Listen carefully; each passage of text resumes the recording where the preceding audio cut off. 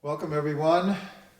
This is a class brought to you by Radio Free Nachlaot, broadcast live, streaming live, and will be archived. And welcome everyone who's watching all over the world. Welcome to everyone who's here at the class. Baruch Hashem. So this week is Parsha Chayei Sarah. And the last few weeks we've been picking a theme and see how it runs through the Parsha. There's a million ways how to learn Parsha. And one of them is to just take one theme and see how it all connects. And then at the end, I'd like to bring some Torahs from Reb Shlomo on the Parsha. Like very beautiful, deep Torahs. So the theme that we're going to use to connect the Parsha is the idea of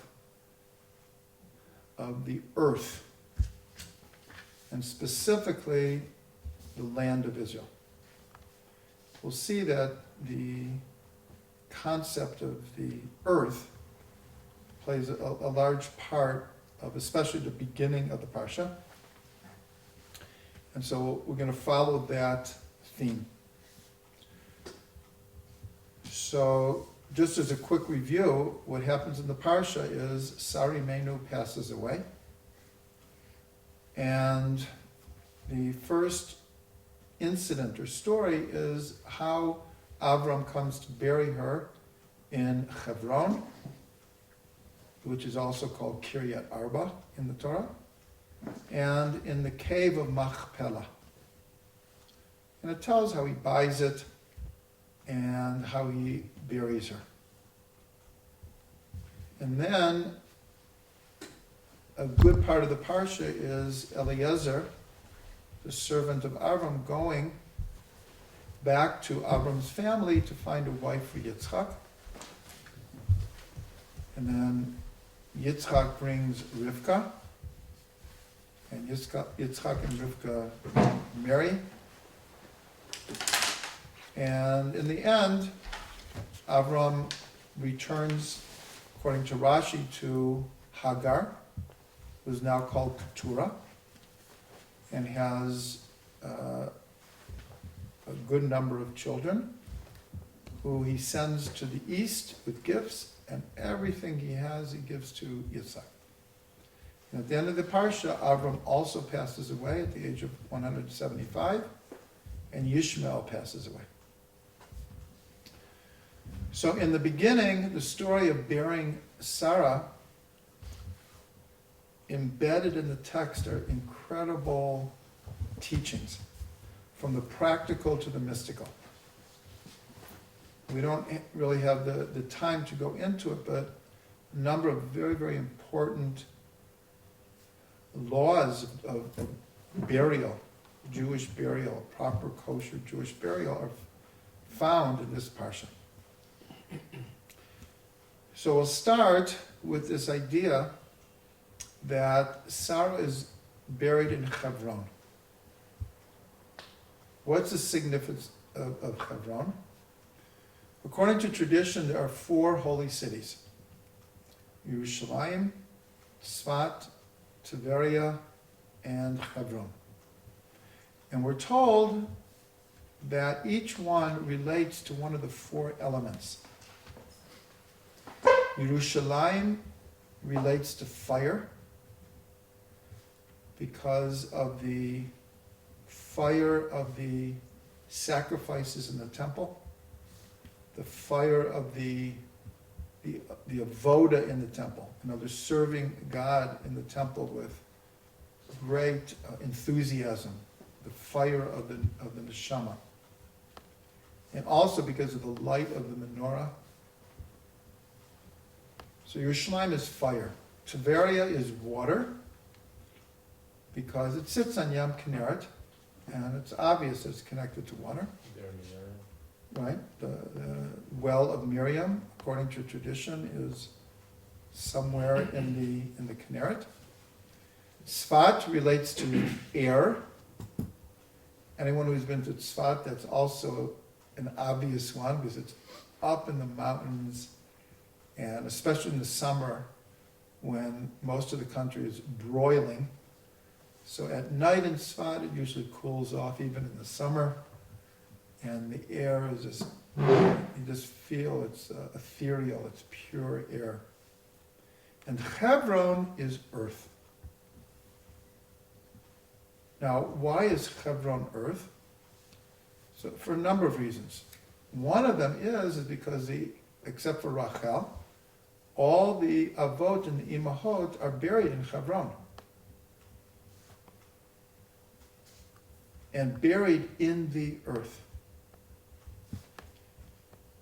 Now, something that everyone doesn't know is that it's known that we bury in the earth. And outside of Israel, people are buried in caskets made out of wood. In Israel, though, the body is put straight into the earth. And that's considered the greatest honor. Someone here is turning up their nose because our sensibilities is like in the earth, like nothing to protect the body. But in Chutz La'aretz, they actually put some earth from Eretz Yisrael onto the person being buried. Inside the Aron, a little bit of earth is sprinkled on the body, because to be connected to the land of Israel is considered the highest privilege. We have to remember that for many generations, many generations, the greatest hope that people had was to be buried in Israel. It was almost out of the realm of possibility to actually live here, but people had a hope they could be buried in Israel. So the fact that the Avot and the Imahot are buried in Hebron is why Hebron is connected to the earth. But another deep connection is that the root of the word Hebron is chibur. It means connection. Hebron means a place of connection. So this connection works on a number of different levels. First of all, we're told that the reason that this cave is called Machpelah is because there were actually two caves. Machpelah is from the root kaful, double. And we're told that there was a higher cave and a lower cave. And that's why when we go to Hebron today, and we go into the building, into the halls, and we're shown that this is where Avram is buried, and this is where Yitzhak and Sarah, etc., they actually are not buried right there. They're buried in the cave below the building. I mean, it's pretty close, but there's a cave below the building where they're actually buried. So it's a double cave, and so it's called Machpelah. The other reason it's called Machpelah, Rashi tells us, is because kaful is double, which hints at husband and wife. And that's why it's called Kiryat Arba. Arba is 4, because, as Rashi tells us, there were 4 couples buried there. Avram and Sarah, Yitzhak and Rivka, Yaakov and Leah, but the first ones were Adam and Chava. And in fact, that is why Avram wanted to bury Sarah there. And why he himself wanted to be buried there, because he knew that Adam and Chava were buried there. So those are the 4 couples. So here we have now 2 different things that are double. We have 4 pairs, 4 zugot, and we also have the idea of a double cave. But now we have a third double. And that's in the very words of the name of the Parsha, Chayei Sarah. Literally means these were the lives of Sarah.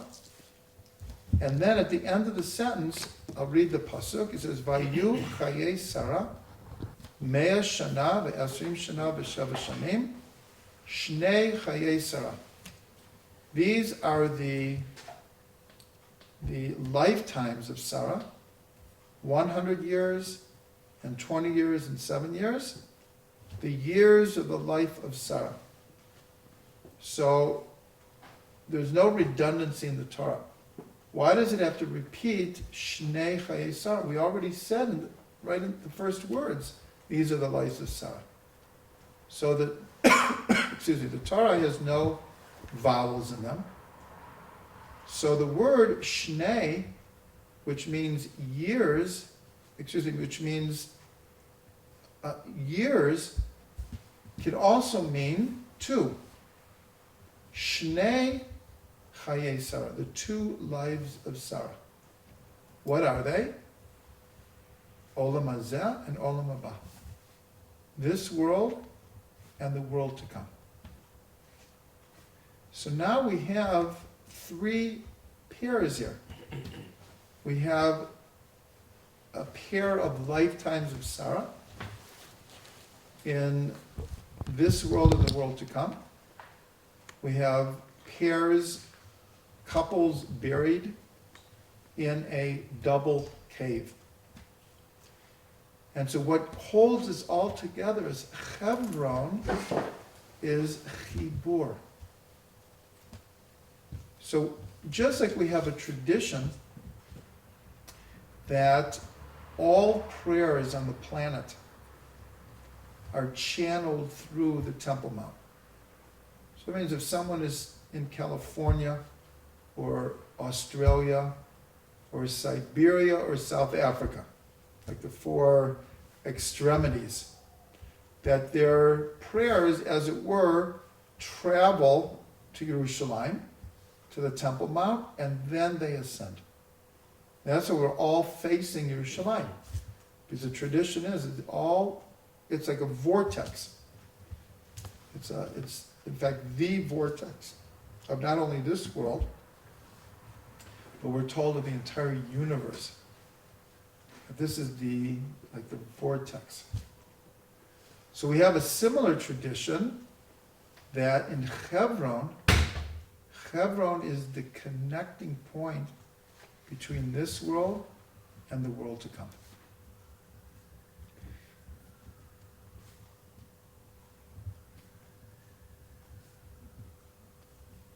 And so here comes the secret of why Jewish burial is in the earth. Because of the four elements, we would think of earth as being the lowliest. Now, certainly physically it is, because we walk on the earth. And the seas are on the land mass. Even the oceans are on the land mass. And of course, fire and air. But on a spiritual level, in a sense, the earth is the highest. And that's what we talk about Eretz Yisrael being Eretz HaKodesh, as being a holy land. Because the principle in Kabbalah and the Zohar is the highest lights fall to the lowest place. And the image that is given is a wall. If a wall tumbles, let's say this is the wall, and here are the stones up here. When it falls, the highest stones fall the farthest from the base. So when they fall, they're the farthest away, which is like saying they're in the lowest place. So there's a tradition in Chassidut that the Baal Shem said, if I wanted to, I could ascend to heaven in fire like Eliyahu Navi. But I prefer to be buried in the earth. Now, as he was saying, this is a higher level. That wasn't even Eretz Yisrael. How much more so if it would be Eretz Yisrael?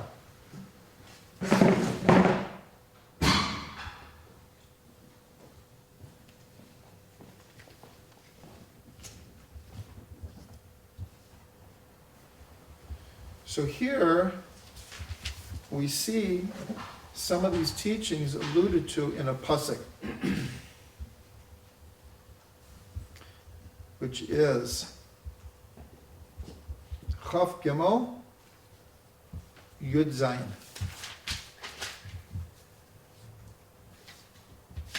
And Chaf. Actually, the words that we're going to speak about are repeated in Yud Zayin and Chaf, which is 23:17 and 23:20, where it says, I'll read the second one. Vayakam hasadeh v'hama'ara asher bo la'Avraham la'achuzat kaver me'eit b'nei chet. And it said, I'm going to translate it literally. Vayakam means got up. It rose up. The field rose up, and the cave that was in it to Abraham as an inheritance for a gravesite from the children of Chet, from whom he bought it from. So what does it mean by Yakam Asadeh, and this field rose up? So Rashi says it means that it went from the hands of a normal person, a hediot, into the hands of a king. Avram is like a king, a spiritual king. And so because the land changed hands and was elevated, so it's as if the land rose up. But if we just take the same idea a little bit deeper, we could say the following, that why did the land rise up? Because this was the first purchase of land in Israel. Very, very significant that in order to buy the gravestone, the burial place for Sarah, Abram bought this land for 400 pieces of silver. We're going to see in a minute the significance of that. And this was the first purchase of land in Eretz Yisrael. So the land rose up. Now, how we see this from a both practical and mystical way is Mark Twain came to Israel in the 1870s. I believe it was the 1870s. He was, other than writing books, he was a journalist. And we have his account of his being in Israel and his descriptions. And he expresses over and over again amazement at the desolation of the land. I mean, for someone, who reads the Bible their whole life, they have all these images in their head of the Holy Land. And he came here, and there was hardly anyone here. There were hardly any Jews, but there were hardly any Arabs or Bedouin either. The land was practically empty, and nothing was growing. But the only thing were olive trees. There were olive trees. But other than that, the land was just, he was astounded by the reality of the Holy Land. This is only 140 years ago. Now, as soon as the Jews started coming back, Vayakam hasadeh, the sadeh got up and began to produce. And this is a prediction, a prophecy in Sefer Devarim, in Deuteronomy, and repeated by all of the prophets, that during the time of the long exile, which they all predicted and prophesied, that the land would be barren, it would be laid waste. But one of the signs of Mashiach, and actually one of the strongest signs of Mashiach, is when the Jews come back from the four corners of the earth, the land will turn green again and produce. And so that's what it means, Vayakama Sadeh. So this is telling us that there's an incredible, call it a love affair, between Am Yisrael and the land of Israel. That the land will not produce for anyone else. It won't.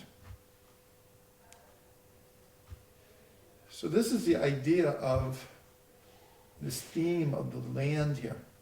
Because this is the first Jewish burial in the land, and to accomplish yet the first purchase of the land.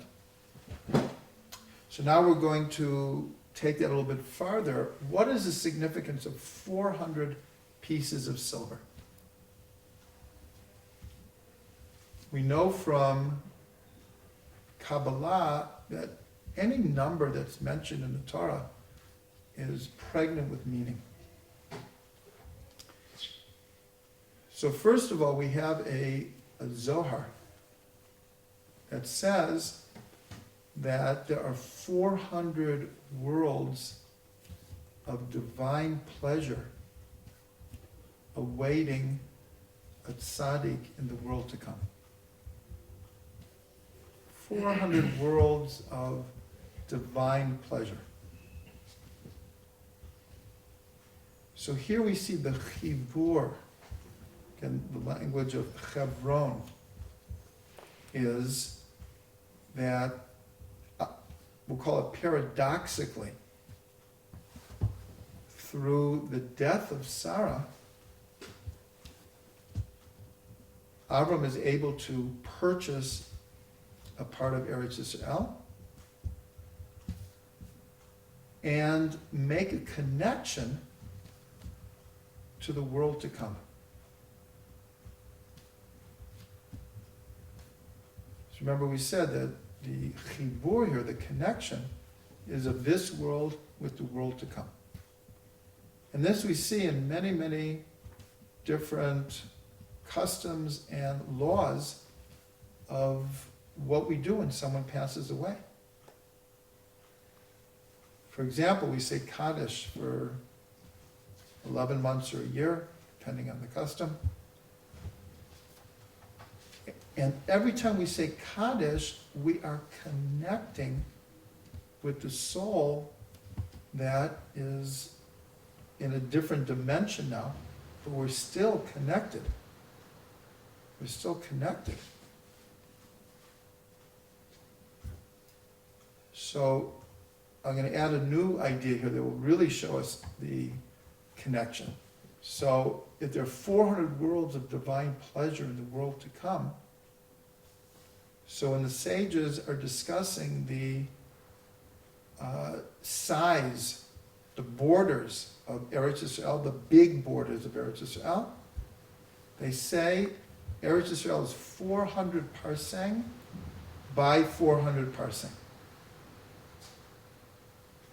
So this is an incredible connection, because we're connecting Eretz Yisrael, which is the number 400, with 400 worlds of divine pleasure.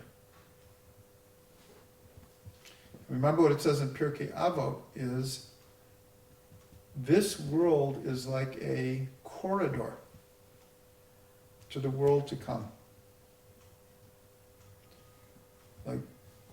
do good in the corridor, and it opens up to like a infinite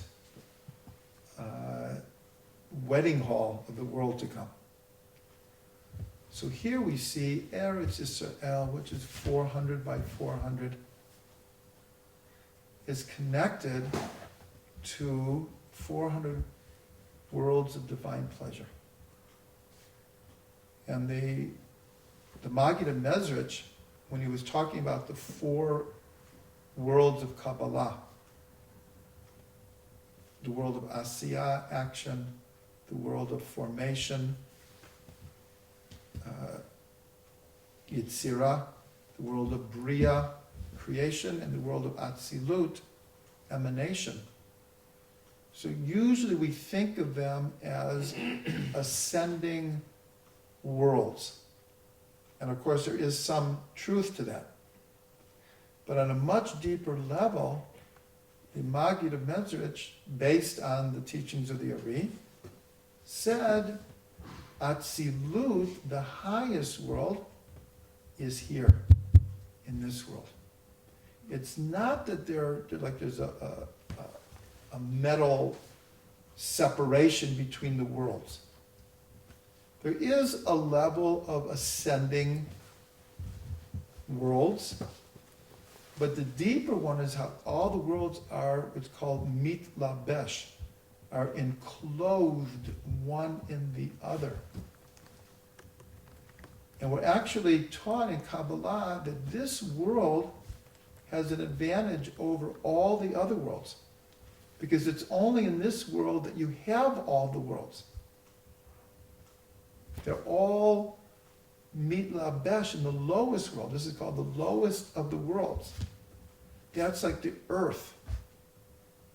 And yet, paradoxically, in the lowest level is contained the highest level. So that's why Chevron is called the passageway, the connection between this world and the world to come.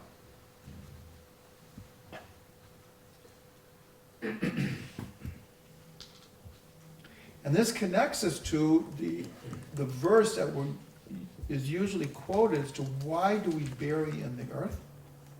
Because it says explicitly, from the earth you were taken, and to the earth you will return.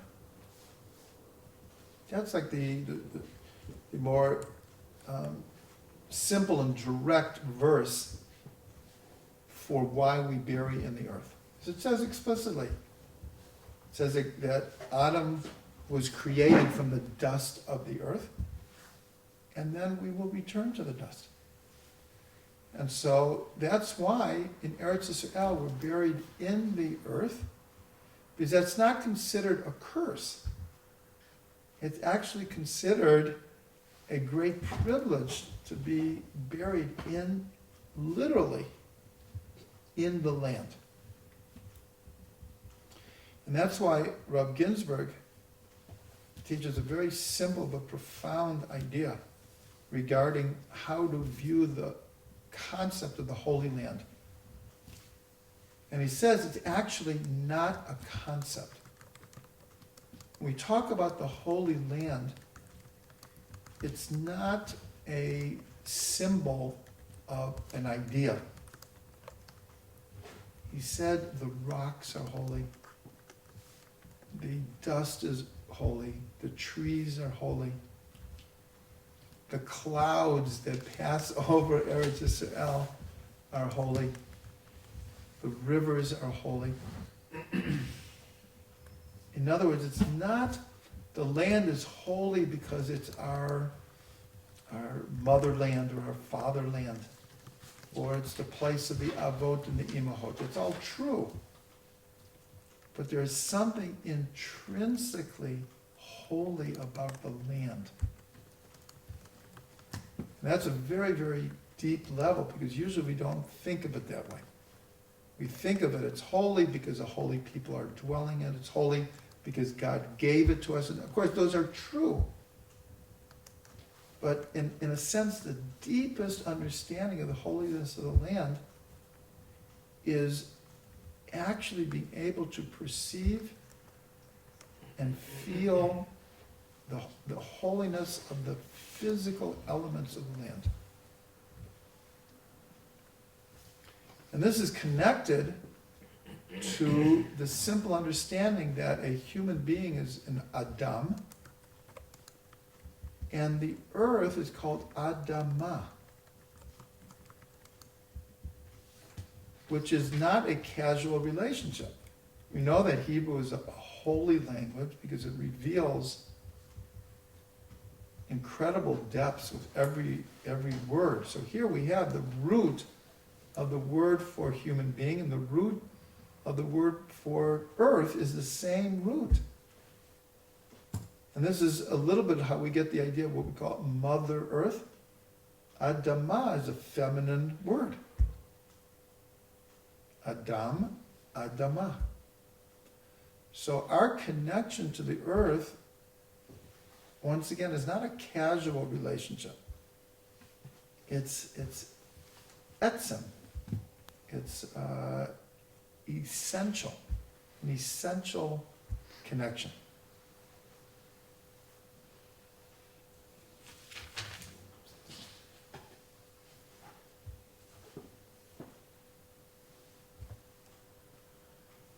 Okay, so now let's add one more component to the theme of the earth. We could go much, much deeper, but time does not allow. So I want to carry it through. So Eliezer goes to find a wife for Yitzchak, and he finds Rivka, and it's pointed out that just like Abram comes from outside of the land of Israel, and God brings him to Israel, so Rivka also, she's living outside of Israel and is brought into the land. And we're told of the Avot, Yitzchak is the only one who never left the land. And so also Rivka, once she came to Israel, she never left. And she came as a young child.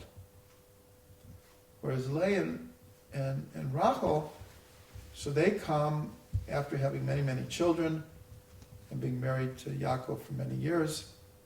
They come towards the end of their life. So this is just the idea of Rivka's being brought out of exile and being brought to the Holy Land. So as Eliezer is bringing Rivka, so then the Torah says,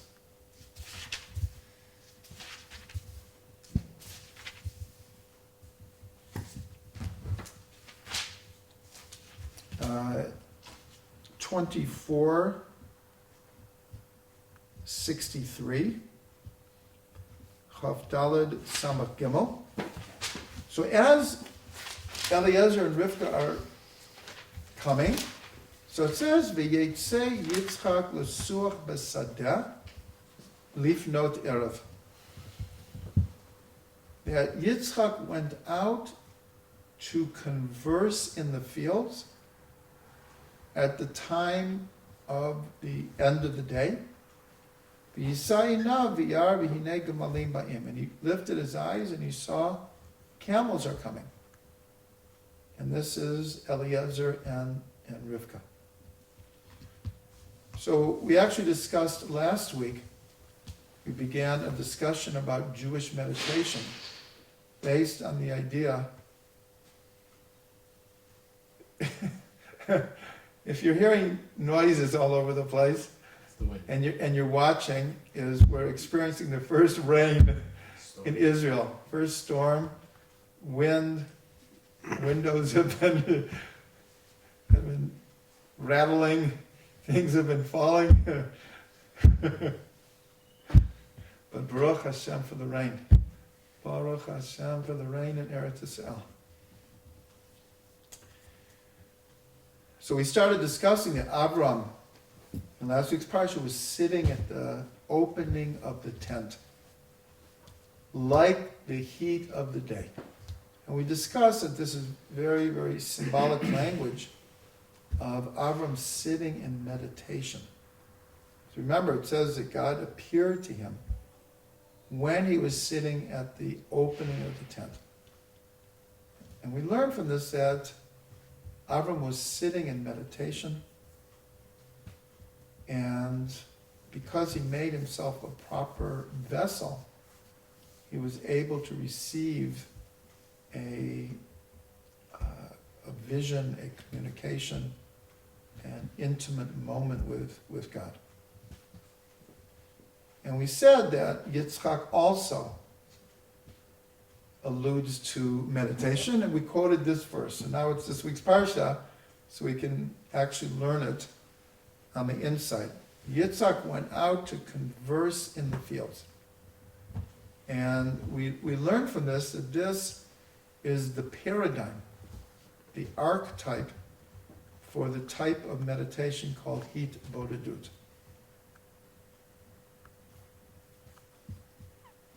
This was a meditation that was really based on just really the life of the Baal Shem Tov. The Baal Shem, from the time he was a little boy, would go out into nature and commune with God by himself. And then his great-grandson, Nachman of Breslov, so he made this a central platform of his whole teachings, is the practice of Hitbodedut on a regular daily basis to try to go out into nature and commune with God. And even though Rabbi Nachman said, if you can't go out into nature, so choose a room in your house that you feel comfortable. And if you can't find a room in your house, he said, even in the Beit Knesset, he was talking to men, but it really applies to women also. He said, just take the tallis and put it over your head, and you can also be alone with God. But the important thing that we're trying to connect to here is it says he went out into the field. And Rabbi Nachman has many, many different Torahs, and in Chassidut in general, the conduciveness of meditating in nature. And I think everyone can understand this from our own experience. Whether some people it's a river, some people it's a waterfall, some people it's a meadow, other people it's in the desert, some people it's on a mountaintop. But everyone's had these experiences where they were in nature, and it could even be with other people, but preferably you at least you feel alone. You could be with 100 people and just kind of looking out in your direction, and you feel this holiness, this intimate connection with God.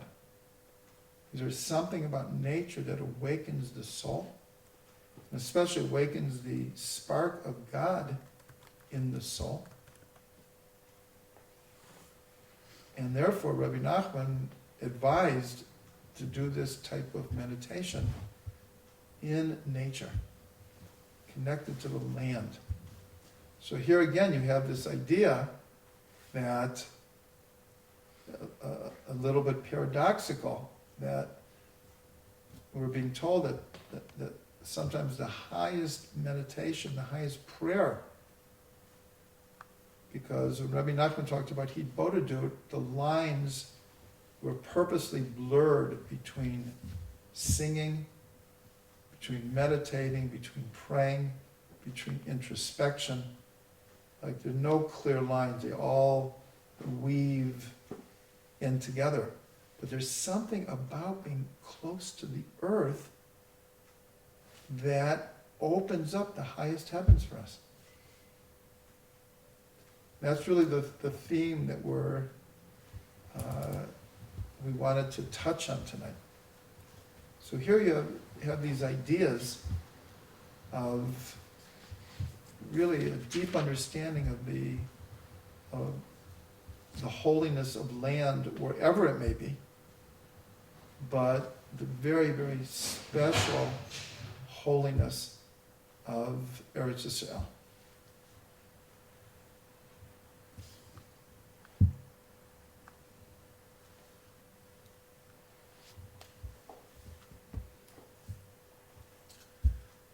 Okay, even though we could pursue this idea further, I wanted to leave time for a number of different teachings from Reb Shlomo on this Parsha. So first of all, he says an incredible thing, that according to the Ari, Avram and Sarah are the reincarnations of Adam and Chava. And so there's many, many different things in the lives of Avram and Sarah that we can see subtle connections to Adam and Chava. So the one that Reb Shlomo brings it's what's called smichut parshiot, the juxtaposition of stories or ideas in the Torah, where the Parsha last week ends with the Akedat Yitzchak, the binding of Yitzchak, and according to can't go back into it, but according to the simple text, Avram has his hand raised when the angel comes and says, stop. And instead, a lamb is offered. And then we begin this Parsha that Sarah dies. So the Midrash puts them together. And even though there are different opinions of why she died, one opinion is when she heard that Avram was taking her son to sacrifice him, she died. Another opinion is when she heard that he wasn't sacrificed, so she feared that he wasn't worthy, and she died. So you have like both extremes and probably everything in between. But the point is that the Midrash connects the death of Sarah with the binding of Yitzhak. And so this is not a simple thing. This is obviously, and this shouldn't happen to anyone. It shouldn't happen to anyone.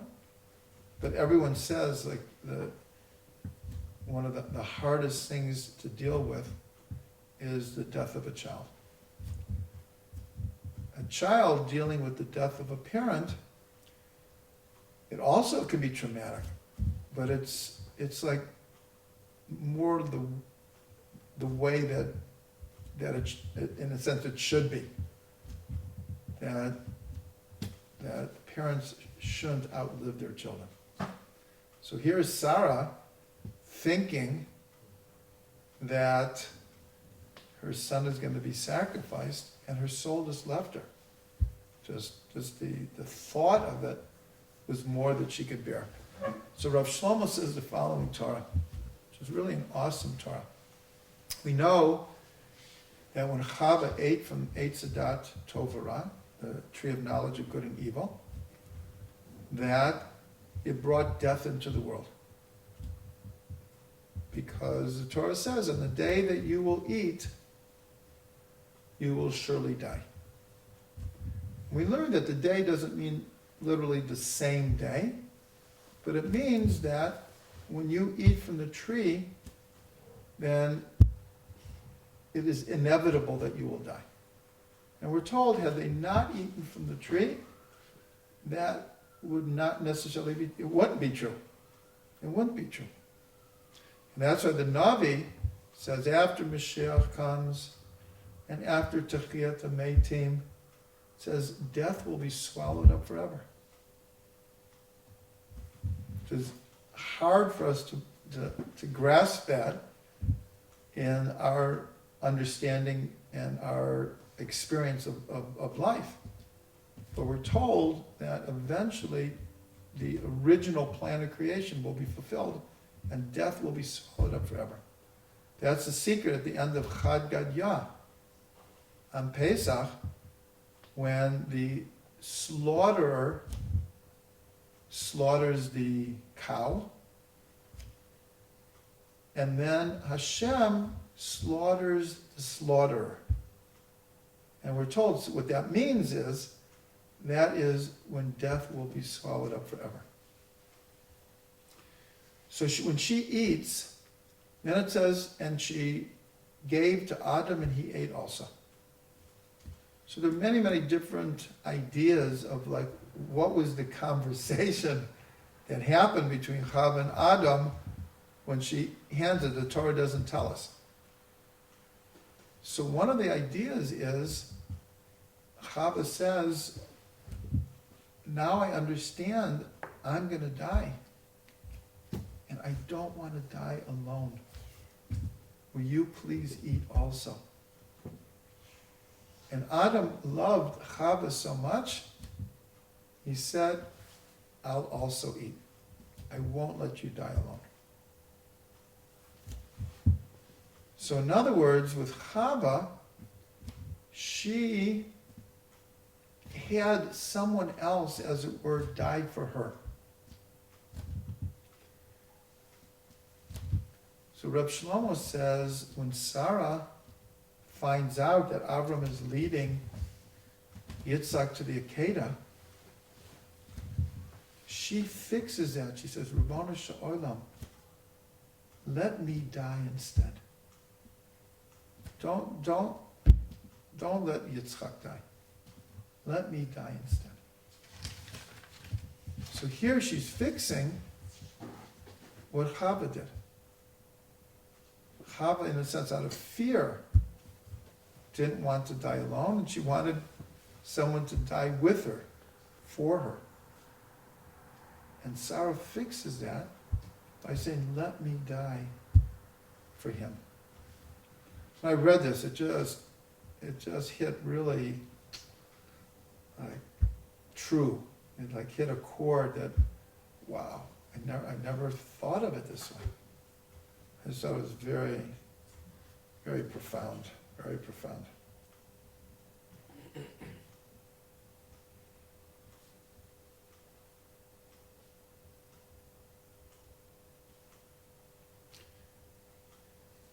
And then Rabbi Shlomo also points out, because in the same Parsha, both Sarah and Avram pass away.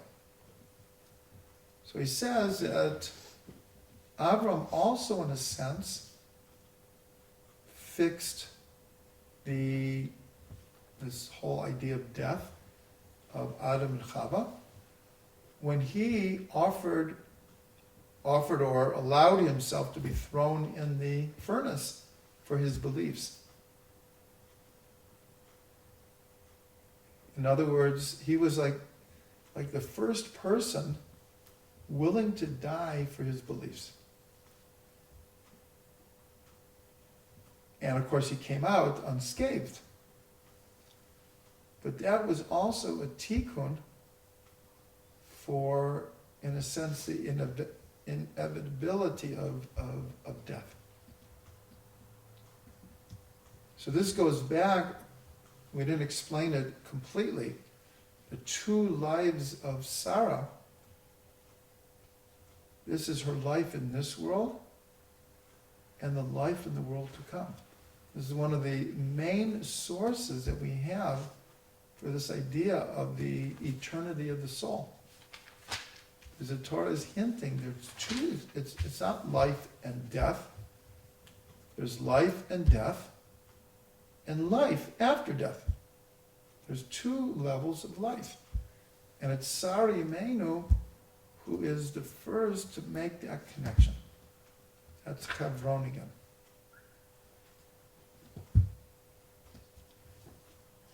So then Reb Shlomo has a series of Torahs about what does it mean how Avram and Sarah gave birth to Yitzchak. So first he says that when the snake came to Chava, so he entices her by saying, when you eat from this tree, you'll be like God, to know between good and evil. And she ate. So Reb Shlomo asks, like, it wasn't that just she saw the fruit and like, okay, it looks good. There was something about knowing like God. So he says, why was it Chava, not Adam, who was enticed? He said, because the most godly-like thing that a person can do is bring a child into the world. And even though the man obviously contributes, but it's the woman who carries the child, and within her, the child becomes a viable person. And so it was Chava who was enticed to know like God, because deep down inside her, her like motherly instincts was very like connected to this idea of knowing God in that kind of way. So I also thought this was like this deeply perceptive of a woman's nature, and this connection between giving birth and the divine creative process.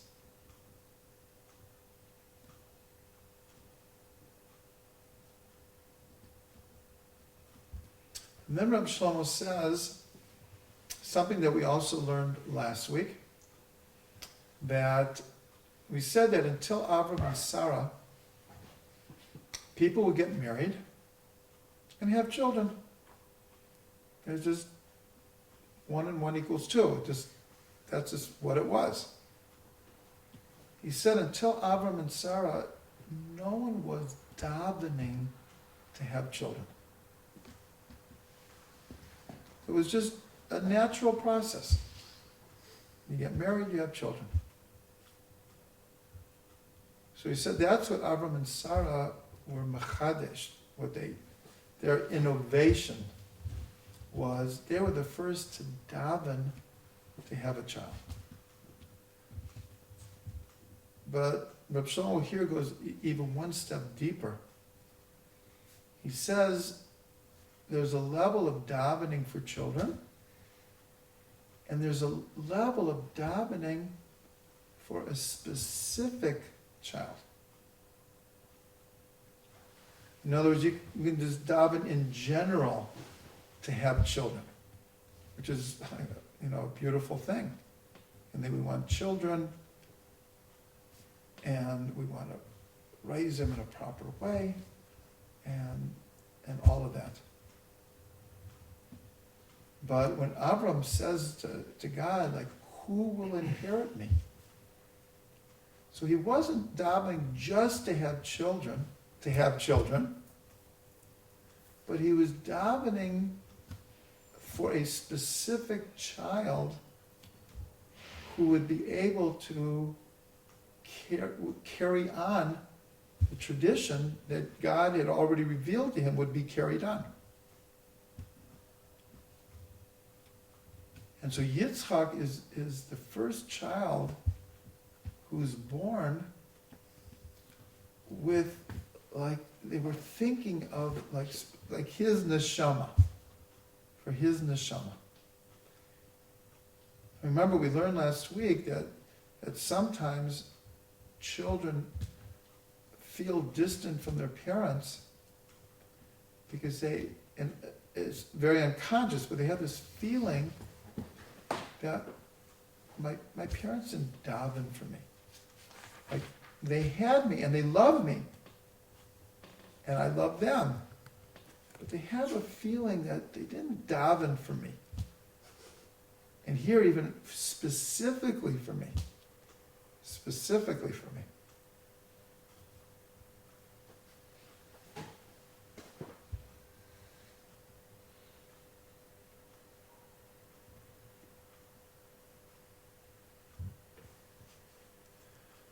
So then Rabbi Shlomo adds one more level, which turns us upside down. And we'll see that it's both true. So here we said that there's like a general davening for children, and then there's davening for a specific child. That's like on a higher level. So then later, he like reverses the process, and he said there's two types of prayer.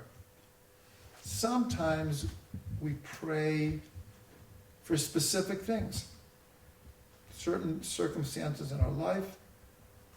We become aware that we really need or want or desire to have certain things happen in our life. So we daven very specifically.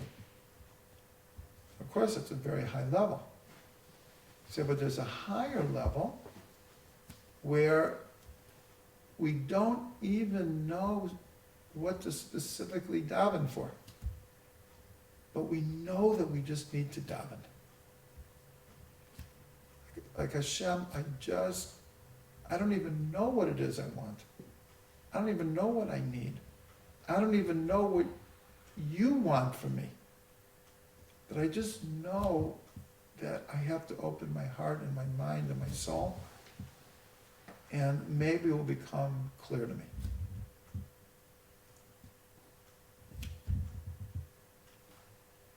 So it's interesting because sometimes, like in those special kinds of davening, let's say at the kotel, or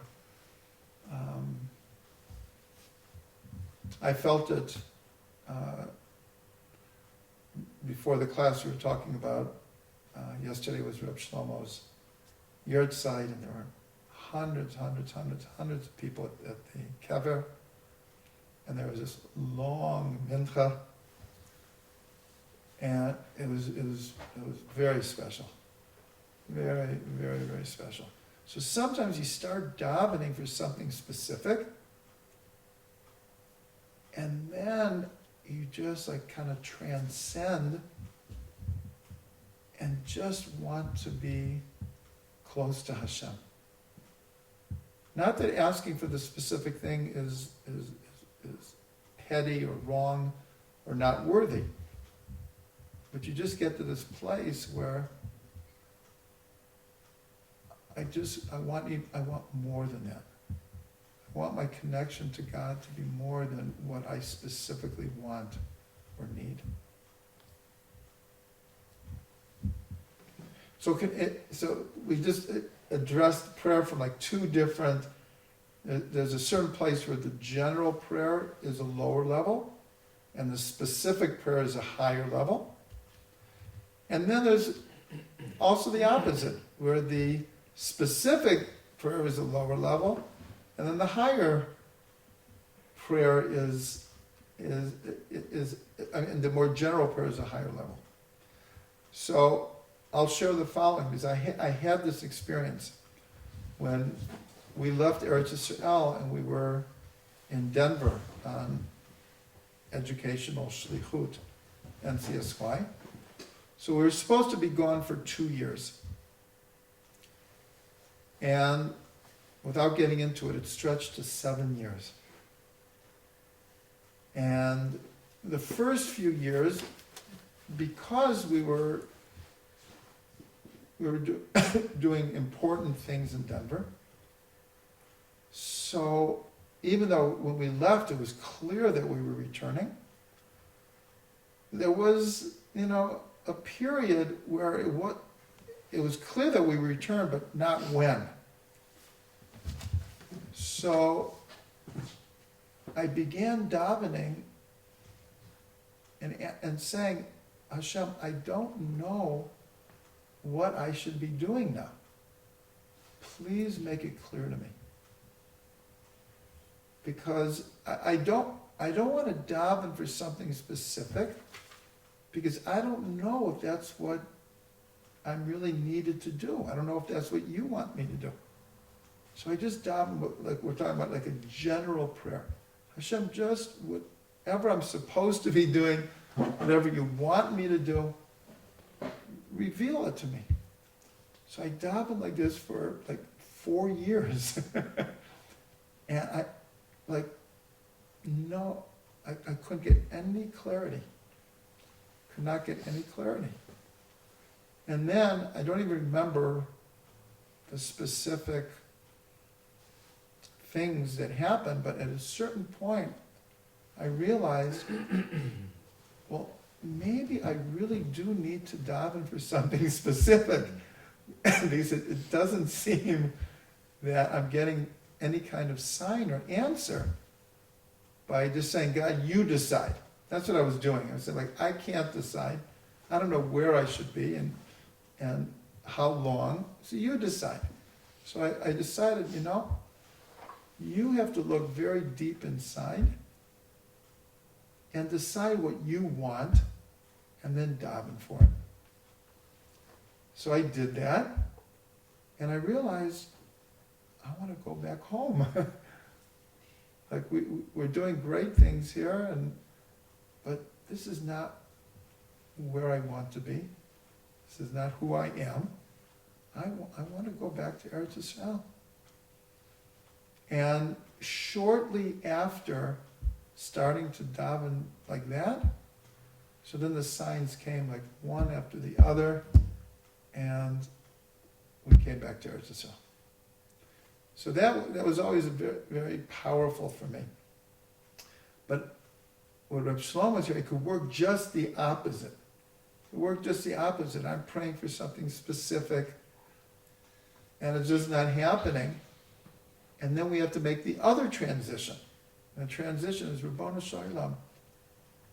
I think I'm davening for what is best for me or what I need, but I don't know anymore. So I'm just davening that you will reveal it to me. So obviously with these things, it could go either way. It could go either way. So we'll end the class with a bracha that, first of all, wherever the viewers are, that at the right time Hashem should bring you back to Eretz Yisrael, to Eretz HaKodesh, that the land should call out to every Jew and bring them home, and that, first of all, that we can open our hearts in prayer, open our neshamas in prayer, and as we're saying, sometimes we really need to daven very specifically for what we need, and other times we need just to connect ourselves to the Rabbanu Shalom.